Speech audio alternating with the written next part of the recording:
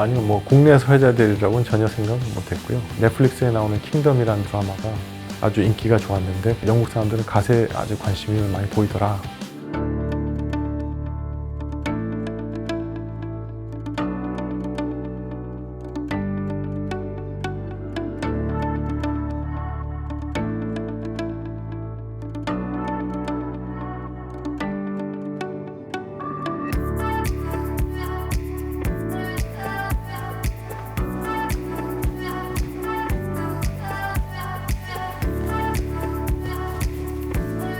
예, 한반도 평화교섭본부장을 맡고 있는 김건희입니다. 저는 북한의 비핵화를 달성하고 지속 가능한 평화를 한반도에 이룩하는 업무를 맡고 있습니다.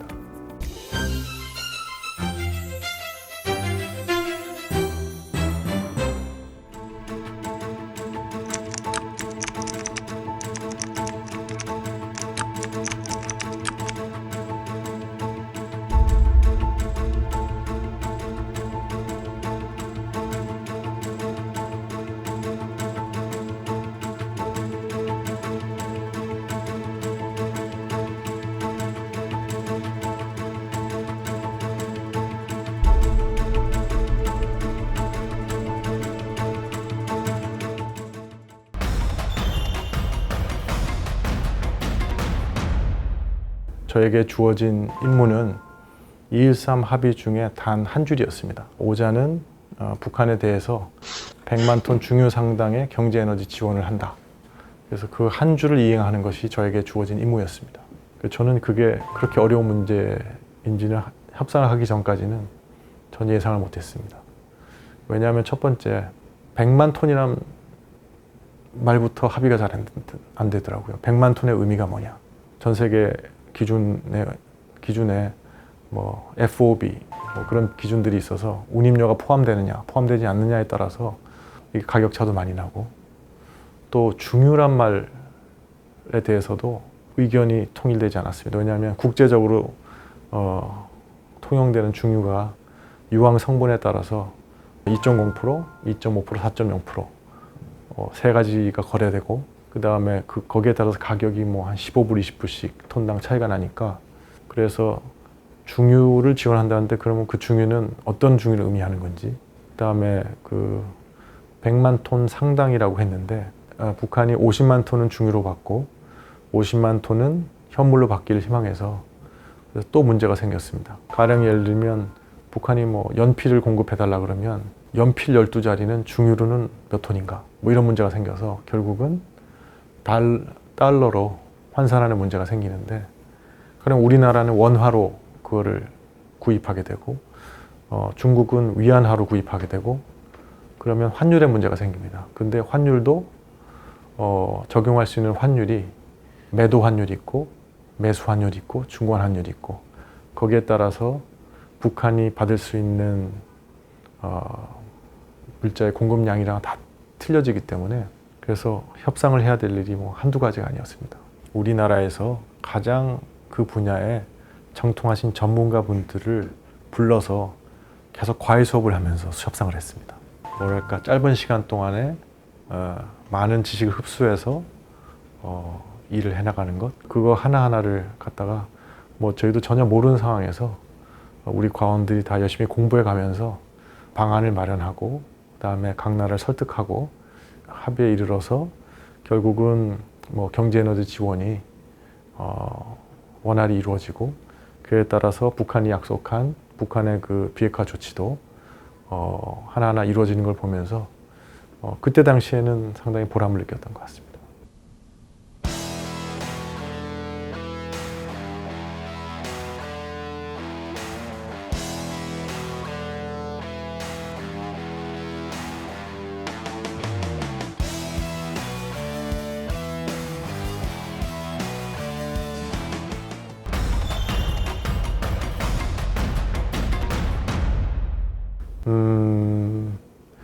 사실은 그 협상이 쉽지가 않았습니다. 북한 사람들이 협상을 하는 게 우리랑은 좀 다르기 때문에 균형점을 찾는 협상이 아니고 본인이 최대한 이득을 취할 수 있는 게 뭐냐, 상대방이 얼마까지 양보할 수 있냐를 확인해서 그것이 뭐 70대 30이든 80대 20이든 본인에게 유리한 방향으로 자꾸 협상을 타결하려고 하는 경향이 있어서, 그래서 협상이 항상 쉽지 않습니다. 제가 이제 나중에 뒤돌이켜 보면 또 다른 나라와 여러 협상을 하면서 또 느꼈던 건 뭐냐면 그런 협상 방식은 잘못된 것이다. 왜냐하면 국가의 관계라는 것은 계속되는 건데 그 균형점을 찾는 협상을 하지 않으면 결국은 신뢰가 쌓이지 않고 저 나라하고는 내가 계속 관계를 맺는 게 나한테 손해다 이런 생각만 돼서 결과적으로는 손해를 보게 되는, 국익을 손상하게 되는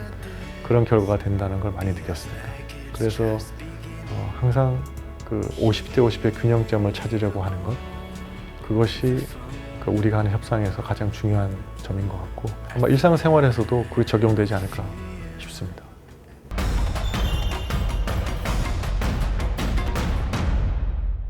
그 과정에서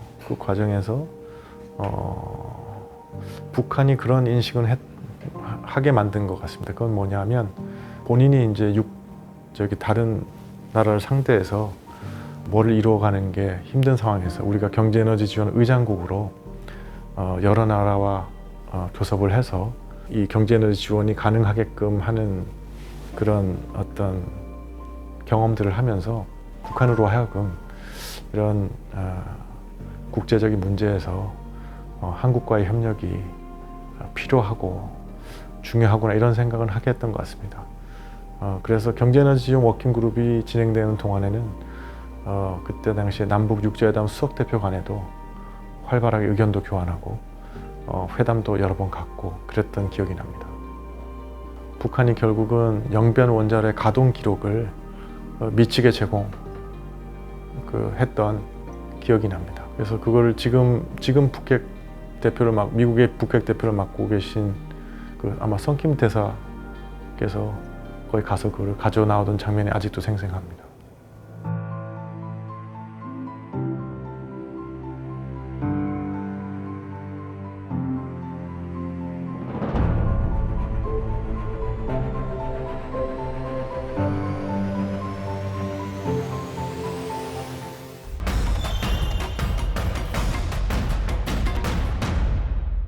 북한의 비핵화를 이룩하고 한반도에 지속 가능한 평화를 갖고 오는 것은 비단 우리 국민뿐만 아니라 이 지역에 있는 모든 국가들의 국민들에게도 참 크나큰 도움이 되는 일이라고 생각합니다. 북핵 문제 또는 북한 문제는 대한민국의 외교관이면 누구나 꼭 해보고 싶은 그런 업무였는데 운이 좋게도 제게는 그런 기회가 주어져서 오랫동안 이 업무를 하게 됐고, 그리고 이제 지금은 또 한반도 평화교섭본부장이 돼서 이 분야에서 책임을 지고 또 우리 한반도 본부 직원들하고 함께 이렇게 하니까 사실은 저는 아주 크게 보람을 느끼고 있습니다. 그렇지만 이제 그만한 책임이 주어졌다는 것 자체가 또 영광스러운 일이기도 하고, 그 다음에 또 원래 그런 책임을 맡으면 또 이 흔들리는 모습 보이면 안 되잖아요. 여러 사람들이 나를 보고 쫓아오는데, 그래서 그런 것들이 하루하루 이렇게 견뎌내는 힘이 돼주는 것 같습니다.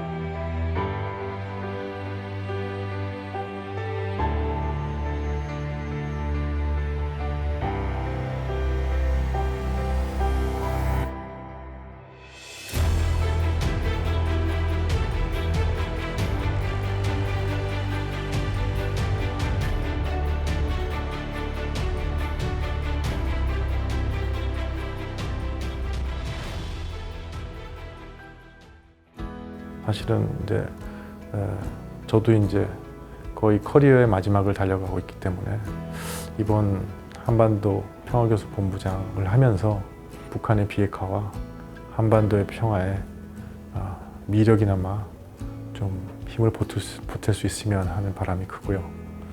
영광스러운 자리이기도 하지만 또 어떤 면에서는 불편하고 힘든 자리이기도 한데 그것들을 그래도 묵묵하게 훌륭히 수행해낼 수 있는 사람, 그런 사람이 바람직한 공지사항이 아닐까 그런 생각이 듭니다. 우리가 하는 외교가 상대방에게 완승을 거두는 것이 목적이 아니라 50대 50의 균형을 찾는 것이 목적이라는 것을 항상 생각해 주시면서 우리 외교 활동을 봐주시면 조금 더 우리의 노력, 그다음에 우리의 애국심, 그다음에 우리의 열정, 그것을 잘 이해해 주실 것 같습니다. 많은 이해를 부탁드리겠습니다. 감사합니다.